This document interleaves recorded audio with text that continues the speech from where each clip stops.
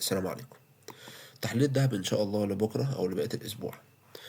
خلينا نراجع بسرعة كده اللي احنا قلناه امبارح، إن أنا عندي لو فتحنا الفيلم الأربع ساعات على الدهب هتلاقي إن أنا عندي قمة تاريخية جديدة، ومن ثم سحبها السعر هبط هبوط عنيف. طب هل الهبوط ده بقى هيبدأ يصحح شوية مع الشهور اللي هو كان عمال يصعد فيها دي ولا لأ؟ فخلينا نشوف حركة السعر بدأ يعمل إيه. السعر وهو نازل كان عندي هنا اوردر بلوك محترم كسره، فبالتالي بقى عندي بريكر بلوك هو اصلا مفيش غيره اقوى منطقة في الهبوط اللي احنا شفناه ده. ماشي، وخليك معايا واحدة واحدة. ومن بعدها بدأ يصحح شوية، بعتنا لكم على التليجرام ان السعر ممكن يصحح على البريكر ده وبعد كده ينزل، ولكن ما صححليش وبدأ ينزل، ولكن ساب لي شوية سيولة في المنطقة دي كده. لو فتحنا الربع ساعة هتلاقي في سيولة هنا كتير، والسعر سابها وبدأ ينزل. بدأنا نتكلم على التليجرام واحدة واحدة إن السعر محتاج السيولة دي، سواء هو عايز يطلع يعمل قمة تاريخية جديدة هيطلع ياخدها، أو إن هو محتاج ينزل يكمل هبوط أكتر، فمحتاج ياخد السيولة دي عشان يبقى عنده سيولة كفاية إن هي تنزله أكتر أو يصحح أكتر. فبدأنا إن إحنا نتارجت السيولة دي. تمام لحد كده؟ طيب، وبدأنا نتكلم إن السعر في الصعود العنيف ده كان تقريبا السعر في المنطقة دي كده.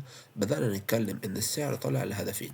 أول هدف إن هو ياخد لي السيولة دي ومن بعدها يبدأ يهبط، ماشي، ويجيب لي السيولة اللي هو كان سايبها لي تحت هنا دي، واتكلمنا فيها الأسبوع اللي فات بالتفصيل.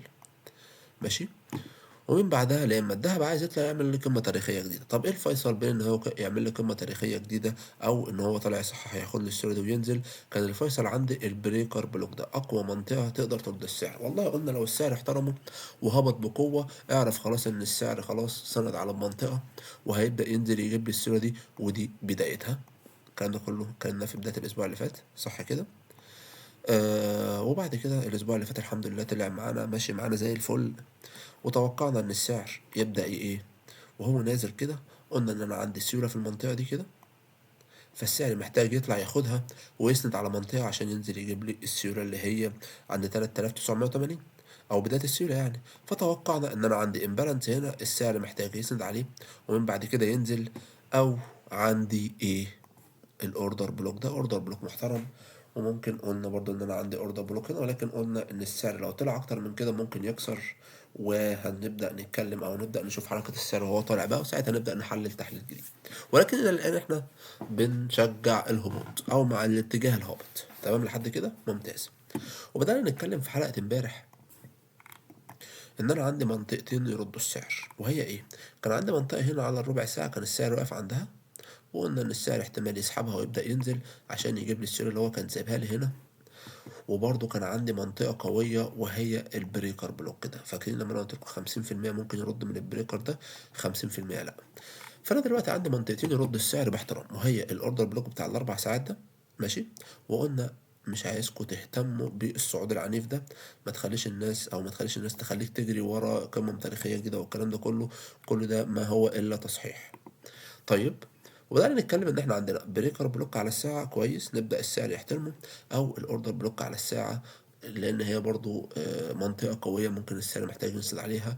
ومن بعدها لان هي كتلة أوامر قوية جدا في المنطقة دي، ممكن السعر يسند عليها ومن بعدها يبدأ يجيب لي السعر اللي احنا متكلمين عليها. طيب، تعالوا نشوف بقى أصلا السعر بدأ يعمل ايه امبارح. السعر طول ما هو أصلا تقريبا من اول هنا دي حركة امبارح الحركة كلها. لو هنبص بصة كده هتلاقي ان السعر بدأ يعمل قمة في التانية في التالتة فعلا. وانا فعلا خدت صفقة من هنا على اساس ان السعر خلاص مش محتاج ان هو يطلع ياخد سعر اكتر من كده، وبدأت بداية التارجت بتاعتي كان المنطقة دي كده. ولكن للأسف كان فاضل لها شوية وتجيب التارجت، وضربت تأمين، طلعت ضربت لي تأمين تاني. ممتاز لحد كده؟ ممتاز. طيب خلينا نشيل الموضوع ده. طيب، بص بقى كده، بص على الحتة دي هتلاقي ان السعر بدأ يعمل لك ايه. السعر عمل لي هنا تريبل ليكويديتي محترم، قمة في التانية في التالتة، طلع ده سحبها بالسكوب اللي احنا شايفينه ده. ومن بعدها بدأ يهبط وبدأ يعمل لي انترنال شيفت، بداية ممكن ما نقولش انترنال شيفت قوي، ولكن بداية انترنال شيفت. فخلينا نتوقع حركة بكرة بناء على وخلينا برضه اقول لك حاجة مهمة جدا. السعر لما نزل كان محتاج سيولة ان هو يقدر يطلع ياخد لي التريبل ليكويديتي ده. فكنا متوقعين حاجة، وهي ايه؟ وهو ان السعر لو هو عايز يطلع يكمل صعود كان محتاج ان هو ينزل ياخد لي القاعين دول، ماشي. وكنا فيها امبارح، لا ما كناش فيها امبارح، سوري، كنت فيها مع الشباب. اللي في الكورس. فبدأنا نتكلم إن السعر ممكن لأ، كان اتفق مع واحد صاحبي، معلش اتلخبطت. فبدأنا نتكلم إن السعر ممكن ياخد لي القاعين دول ويبدأ يطلع يجيب لي المنطقة دي. فبما إن هو خد لي قاع واحد وساب لي التاني عشان نبدأ نستهدفهم كسيولة في المنطقة دي كده، ماشي. فدي حاجة برضو تدل على الهبوط، لأن هو ما خدليش القاعين. اتفقنا لحد كده ممتاز. فلو هنبدأ نركز على اتجاه بكرة، طبعا أنا مهتم جدا بالهبوط، فخلينا نحدد منطقة نبدأ نبيع من عندها. ادي أول منطقة ممكن ناخدها كده كلها، وأصلا هتلاقيها ريجكشن محترم على الساعة، ادي الريجكشن كله، إن السعر ممكن نسند عليها ومن بعدها هبوط. ماشي. لحد فين بقى؟ لحد بقى انا عندي السيره دي كلها، لحد ما نشوف برايس اكشن يبدا يديك صعود.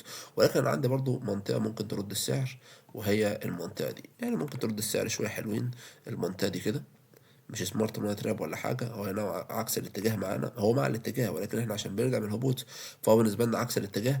فمنطقه ممكن السعر يبدا يعكس معاها شويه، واحده واحده ممكن السعر يبدا يعملها كده او ياخد السيره دي، مش محتاج ان هو يسند. ومن بعدها يبدا ينزل، يتفاعل مع دي شويه، يصحح شويه، ومن بعدها هبوط. هنشوف اصلا الهبوط او جلسه اسيا هتيجي عامله ازاي، وهبعت لكم ان شاء الله التحديث. ده السيناريو الاولاني. التاني ان السعر محتاج ان هو ياخد سيولة اكتر، وده نتمناها ان هي بقى نخلص نبدأ موجة الهبوط، وان هو ياخد كل السيولة دي ويبدأ يرد لي من الاوردر بلوك بتاع ال4 ساعات اللي احنا اتكلمنا عليه ان هو اوردر بلوك قوي. مش محتاج ان هو يطلع اكتر من كده، ان هو طلع اكتر من كده هيكسر لي القمة دي. وبس، ده كان تحليل بكره ان شاء الله. انتظروا مني على التليجرام، هبعت لكم التحديث بتاع بعد جلسة آسيا إن شاء الله بكرة الصبح كده قبل نيويورك ولا حاجة. إن شاء الله هبعت لكم تحديث السوق الدنيا. وتحليل اليورو، بما إن الناس مهتمة بتحليل اليورو هعمله لكم على اليوتيوب إن شاء الله كمان شوية. بالنسبة للشرط، بصوا كده، لو هتكتب لي كومنت، عايزك تكتب لي كومنت: الشرط بالاسود والاحمر والباك جراوند السودا دي حلوه، ولا نبدا نشتغل على الحركه بتاعه امبارح او نفس اللون بتاع امبارح؟ لان لاحظت ان في ناس ممكن تكون متضايقه منه. فقول لي انت ايه رايك عشان نبدا البلاي ليست دي او التحليلات اليوميه دي تبقى بلون واحد عشان ما نزودش بعضينا. فمستنيكم، يلا بالتوفيق يا شباب ان شاء الله لبكره، وانتظروا مني التحديث على التليجرام.